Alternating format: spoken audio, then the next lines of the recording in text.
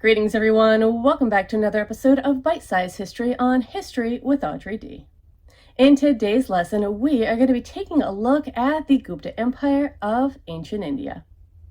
If you are enjoying these lessons so far, please make sure that you are hitting that like and subscribe button. Also, find me on Instagram as History with Audrey D, and you can become a Patreon member. I have a Patreon account as History with Audrey D as well. The link is in my bio as well as the description below.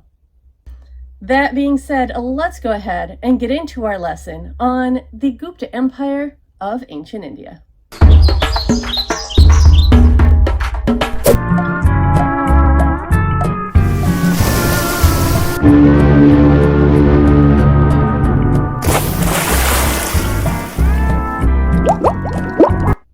Now, both the Maurya and Gupta empires left lasting impacts on ancient India, influencing culture, religion, politics, and intellectual pursuits.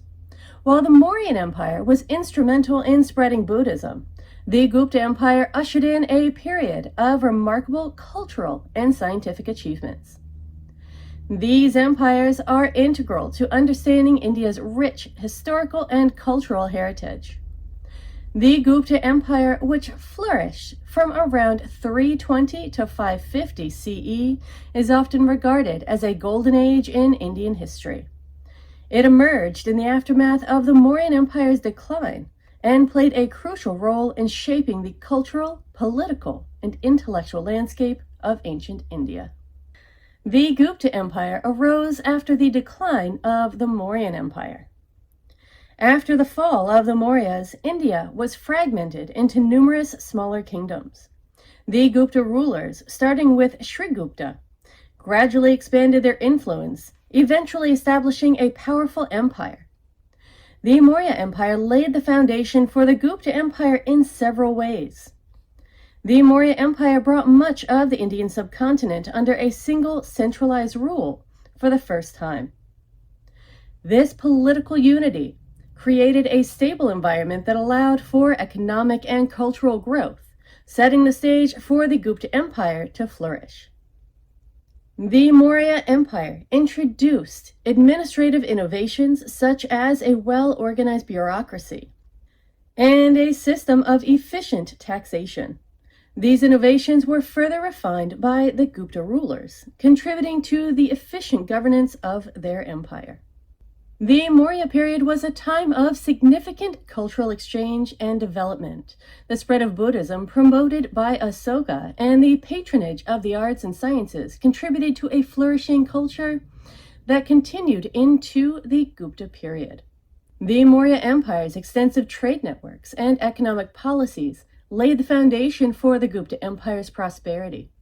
The Gupta rulers continued and expanded these trade networks, which were vital to the empire's economic growth. The Maurya Empire's military innovations and strategies, as we discussed in our last lesson, were inherited by the Gupta Empire. While the Guptas faced different military challenges, their ability to maintain a strong and well-organized army was influenced by the Mauryan military traditions. Overall, the Maurya Empire's achievements in political, administrative, cultural, and economic spheres created a strong foundation upon which the Gupta Empire built its golden age of prosperity and cultural achievement. The Gupta Empire was characterized by a hierarchical social system. Now, this is very similar to the caste system.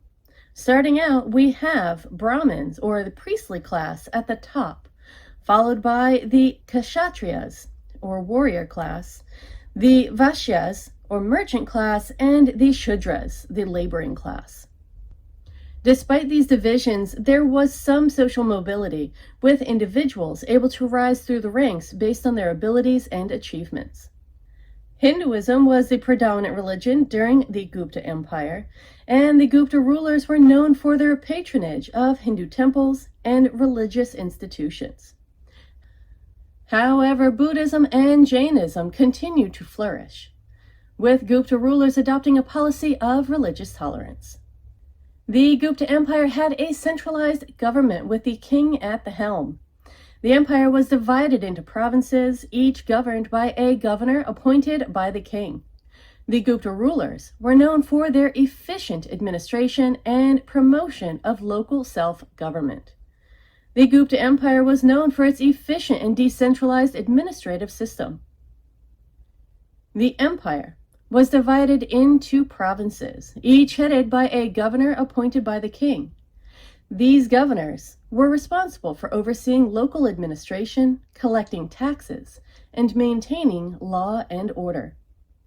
The Gupta rulers also established a system of local self-government, allowing local communities to manage their own affairs. The central government was headed by the king, who wielded significant authority but also consulted with a council of ministers on important matters. The king was assisted by officials such as the prime minister, treasurer, and chief justice, who helped in the administration of the empire.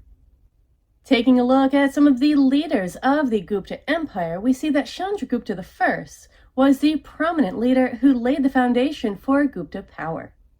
He was succeeded by his son Samudragupta, known for his military conquests and patronage of the arts. Samudragupta's son, Chandragupta II, further expanded the empire and is often referred to as Vikramaditya, a title that signifies his legendary prowess. Sri Gupta is considered the founder of the Gupta Empire. He laid the foundation for Gupta power, but is less well known than later Gupta rulers. Let's take a closer look at some of the Gupta rulers and their successions. First up, we have Sri Gupta, who is one of the lesser known, but is considered the founder of the Gupta Empire and is thought to have also laid the foundation for Gupta power. Then we have Chandragupta I. The son of Sri Gupta is credited with establishing Gupta rule over a larger territory. He married a princess from the Licchavi clan, which helped strengthen his political position. Samudragupta, known as the Napoleon of India, was one of the greatest rulers of the Gupta Empire. He was a brilliant military strategist and expanded the empire through a series of successful military campaigns. Samudragupta was also a patron of the arts and is known for his support of literature and music. Chandragupta II, also known as Vikramaditya, was another prominent Gupta ruler. Under his rule, the Gupta Empire reached its zenith, both in terms of territorial expansion and cultural achievement. Chandragupta II was known for his patronage of learning and the arts, and his court was a center of culture and intellectual activity. The Gupta Empire is also known for its military conquests, which greatly expanded its territory and its influence. Starting out, Chandragupta I expanded Gupta control over the region of Magadha, which had been a stronghold of the Mauryan Empire. Samudragupta undertook a series of military campaigns to expand the Gupta Empire.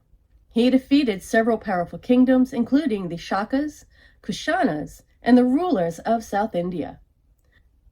Samudragupta's conquests greatly increased the Gupta Empire's territory and influence. Chandragupta II continued his father's expansionist policies and undertook successful military campaigns in western India. He defeated the Sakas, who had established a kingdom in western India, and extended Gupta control over parts of present-day Gujarat and Rajasthan. These conquests helped the Gupta Empire establish itself as a major power in South Asia and facilitated cultural and economic exchanges with other regions. The Gupta period is often referred to as the Golden Age of India, due to its advancements in the arts, sciences, mathematics, and literature. The Gupta Empire was a period of significant scientific advancement. Indian mathematics made important contributions, including the invention of the decimal system, the concept of zero, and the development of algebra and trigonometry. Aryabhata, a renowned mathematician and astronomer, flourished during this period and made significant contributions to the field of astronomy. Gupta art and architecture are considered some of the finest in ancient India. The period saw the construction of magnificent temples and sculptures, characterized by their intricate carvings and exquisite craftsmanship. The Gupta period is often known for its development of the Gupta script, which became the basis for many modern Indian scripts. The famous poet and playwright Kalidasa lived during the Gupta era and produced masterpieces like Shakuntala and Meghaduta. The Gupta Empire was a period of great cultural, political, and intellectual achievement. It marked a golden age in Indian history, characterized by advancements in art, science, and literature. The legacy of the Gupta Empire continues to influence Indian culture and society to this day, making it a pivotal period in the history of India. And that wraps it up for today's lesson on the Gupta Empire of ancient India. I do hope that you enjoyed this lesson, and if you did, you're already hitting that like and subscribe button. Also, find me on Patreon to further support this channel and get some of the extra benefits that being a paid subscriber on Patreon has to offer. This includes the opportunity to ask for specific topics on certain lessons. You can also find me on Instagram as History with Audrey D. Links for Patreon as well as other ways to support this channel are in my bio as well as the description below. Thank you so much for watching, everyone, and I will see you in our next lesson.